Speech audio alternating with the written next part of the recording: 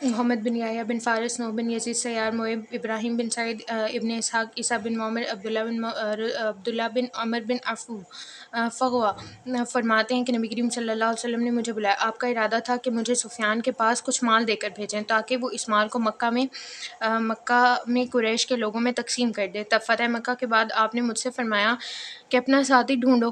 وہ کہتے ہیں میرے پاس عمر بن امیہ ضمری آ گیا اور کہا کہ مجھے اطلاع ملی ہے کہ تم نے نکلنے کا ارادہ کیا اور کسی ساتھی کی تلاش میں ہوں۔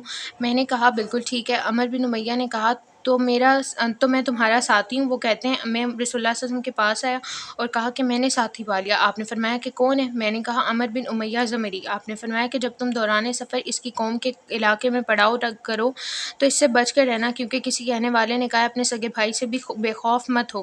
چنانچہ ہم نکلے یہاں تک کہ جب ابوا پہنچے تو اس نے کہا مجھے اپنی قوم میں کچھ کام ہے، وہ ودان کے علاقے میں، تم یہاں ٹھہر کر میرا انتظار کرو۔ میں نے کہا جاؤ اور راستہ نہ بھولنا، سیدھے جانا۔ جب وہ جانے کے لیے مڑا تو مجھے رسول صلی اللہ علیہ وسلم کا قول یاد آیا، لہٰذا میں اپنے اونٹ پر سوار ہوا یہاں تک کہ اسے بھگاتا ہوا وہاں سے نکل گیا۔ جب میں سافر کے مقام پر پہنچا تو دیکھا کہ عمر بن امیہ ضمری ایک گروہ کے ساتھ میرے مقابلے کو آ رہا ہے۔ عمر بن فغوا کہتے ہیں میں اونٹ کو اور تیزی سے بھگایا اور اس سے آگے نکل گیا۔ جب اس نے دیکھا کہ اس نے مجھے فوت کر دیا، اب مجھے نہیں پا سکتا، تو یعنی مجھے پا نہیں سکتا، تو اس کے ساتھ واپس لوٹ گیا اور وہ میرے پاس آیا اور کہنے لگا کہ مجھے اپنی قوم میں کچھ کام تھا۔ میں نے کہا ٹھیک ہے، اور ہم چلتے رہے یہاں تک کہ مکہ مکرمہ آ گیا اور میں نے مال ابو سفیان کے حوالے کر دیا۔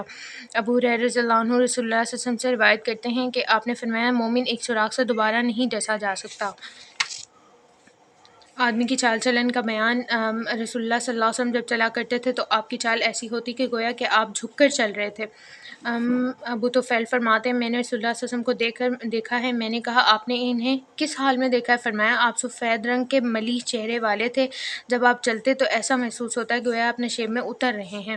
لیٹتے وقت ایک ٹانگ دوسری ٹانگ پر رکھنا ممنوع ہے۔ جابر رضی اللہ عنہ فرماتے ہیں رسول اللہ صلی اللہ علیہ وسلم منع فرمایا کہ اس بات سے کہ آدمی کمر کے بل چت لیٹنے کی حالت میں ایک ٹانگ دوسری پر نہ رکھے، کیونکہ اس صورت میں سطر کھلنے اور نظر آنے کا اندیشہ ہوتا ہے۔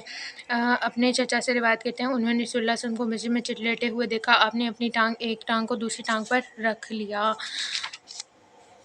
راز کی بات کو آگے بیان کرنا منع ہے۔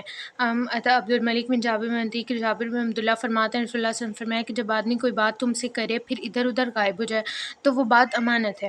احمد بن صالح جابر بن عبداللہ رضی اللہ عنہ فرماتے ہیں کہ رسول اللہ صلی اللہ علیہ وسلم نے فرمایا کہ مجالس امانت ہوتی ہیں سوائے تین مجالس کے، کسی حرام خون کو بہانے والی مجلس، حرام شرمگاہ سے فائدہ اٹھانے والی مجلس کے، یا کسی کا مال ناحق لوٹنے والی مسجد کے۔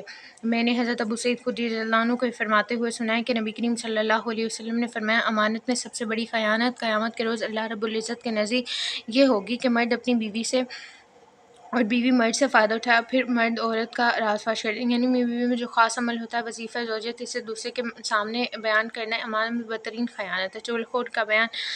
حضرت حذیفہ بن یمان فرماتے ہیں رسول اللہ صلی اللہ علیہ وسلم فرمایا چغل خور جنت میں نہیں جائے گا۔ دوگلے دو رخے آدمی کا بیان۔ رسول اللہ صلی اللہ علیہ وسلم نے فرمایا لوگوں میں سے بدتر وہ اور دو رخا آدمی وہ ہے جو ان لوگوں کے پاس ایک چہرے لے کر آیا اور ان لوگوں کے پاس ایک چہرہ لے کر آتا ہے، تو جو دو چہروں والا جس کو دو منہا دو رخا کہتے ہیں جس کے پاس جائے اس کے موافق بات کرے اور اس کے سامنے اس کے مخالف کی بات کرے، تو چونکہ یہ شخص اپنے چہرے سے دو مختلف قسم کی باتیں ظاہر کر رہا ہے اس لحاظ سے ذو وجہین اور اس کو منافق کہا ہے۔ چغل خور کا بیان۔ حضرت عمارہ بن یاسر فرماتے ہیں کہ نبی کریم صلی اللہ علیہ وسلم نے فرمایا کہ دنیا میں جس کے دو چہرے ہوں گے تو قیامت کے روز اس کی دو زبانیں ہوں گی آگ کی۔ غیبت کا بیان ہے کہ نبی کریم صلی اللہ علیہ وسلم نے کہا کہ اے اللہ کے رسول غیبت کیا ہے؟ فرمایا کہ اپنے بھائی کا ایسا تذکرہ کرنا جو اسے ناپسند ہو۔ کہا گیا کہ آپ کا کیا خیال ہے اس کے بارے میں، اپنے مسلمان بھائی کے بارے میں جو کچھ کہہ رہا ہے اور اگر وہ اس کے اندر فی الواقع موجود ہو؟ تو آپ نے فرمایا غیبت جب ہوگی جب تو جو بات کہہ رہا ہے وہ اس کے اندر موجود ہو، اور اگر وہ بات اس کے اندر موجود نہ ہو تو پھر تو نے اس پر بہتان لگایا۔ میں نے نبی کریم صلی اللہ علیہ وسلم سے کہا کہ صفیہ کا فلاں فلاں عیب بھی آپ کے لیے کافی مسدد کے علاوہ دوسرے رواں نے کہا یعنی ان کا کوتاہ قد ہونا، یعنی چھوٹا قد ہونا۔ آپ نے فرمایا کہ بے شک تو نے ایسا کلمہ ہے اگر 7 سمندر میں ڈال کر گھلایا جائے تو سمندر پر غالب آ جائے۔ عائشہ رضی اللہ عنہا فرماتی ہیں میں نے ایک روز آپ کے سامنے کسی آدمی کوئی بات اور صفت کی نقل اتاری تو اس پر آپ سے فرمایا مجھے پسند نہیں کس آدمی کی نقل اتارے کہ تو کسی آدمی کی میں نقل اتاروں تو مجھے اس کے عوض کتنا مال ہی کیوں نہ ملے۔ میں نے ایک روز حضرت سعید بن زید رسول اللہ صلی اللہ علیہ وسلم نے فرمایا کہ سب سے بڑا سود یہ ہے کہ مسلمان کی عزت و آبرو پر ناحق زبان تان کو دراز کیا جائے، اور یعنی مسلمان کی تحقیر و تذلیل کی جائے، یہ بہت بڑا سود ہے۔ جس طرح سود حرام ہے، یہ بھی حرام ہے۔ اور ابو ہریرہ رضی اللہ عنہ بیان کرتے ہیں کہ میں رسول اللہ صلی اللہ علیہ وسلم نے فرمایا کسی آدمی کی عزت کے بارے میں ناجائز زبان درازی کرنا کبیرہ گناہوں میں سے ہے، اور گالی کے بدلے 2 گالیاں دینا بھی کبیرہ گناہوں میں سے ہیں۔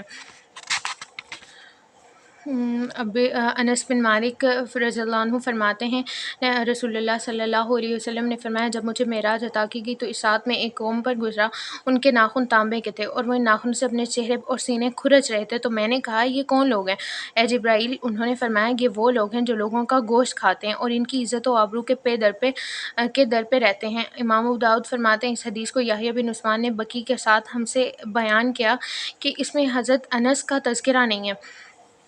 عثمان بن ابی شیبہ فرماتے ہیں ابو سلمی رضی اللہ عنہ فرماتے ہیں نبی کریم صلی اللہ علیہ وسلم نے فرمایا ان لوگوں کی جماعت جو صرف زبان سے ایمان لائے اور ان کے قلوب میں ایمان داخل نہیں ہوا، مسلمانوں کی غیبت مت کیا کرو اور نہ ان کی عزت و آبرو کے در پہ ہو، اس لیے جو کسی کی عزت و آبرو کے در پہ ہوتا ہے اللہ تعالیٰ اس کی عزت کے در پہ ہو جاتے ہیں، اور اللہ تعالیٰ جس کی عزت کے در پہ ہو جائیں تو اس کو اپنے گھر بیٹھے رسوا کر دیتے ہیں۔ حیوہ بن شریح فرماتے ہیں کہ رسول اللہ صلی اللہ علیہ وسلم نے فرمایا جس شخص نے کسی مسلمان کی غیبت کا نوالا کھایا اللہ تعالیٰ قیامت کے روز اسے اس کے مثل جہنم کا نوالا کھلائیں گے، جس نے کسی مسلمان کی برائی کا لباس پہنا اللہ اس کے مثل جہنم کا لباس پہنائیں گے، اور جس شخص نے کسی کو شہرت اور ریاکاری اور دکھلاوے کے مقابلے پر کھڑا کیا، کسی شخص کی وجہ سے ریاکاری اور شہرت کے مقام پر کھڑا ہوا تو اللہ قیامت کے روز اس سے ریاکاری اور شہرت کے مقام پر کھڑا کریں گے۔ ابو صالح حضرت ابو ہریرہ رضی اللہ عنہ فرماتے ہیں نبی کریم صلی اللہ علیہ وسلم نے فرمایا کہ ہر مسلمان پر دوسرے مسلمان کا مال و عزت اور خون حرام ہے، مال عزت اور خون حرام ہے۔ کسی آدمی کے برا ہونے کو اتنا ہی کافی کہ وہ اپنے مسلمان کو تحقیر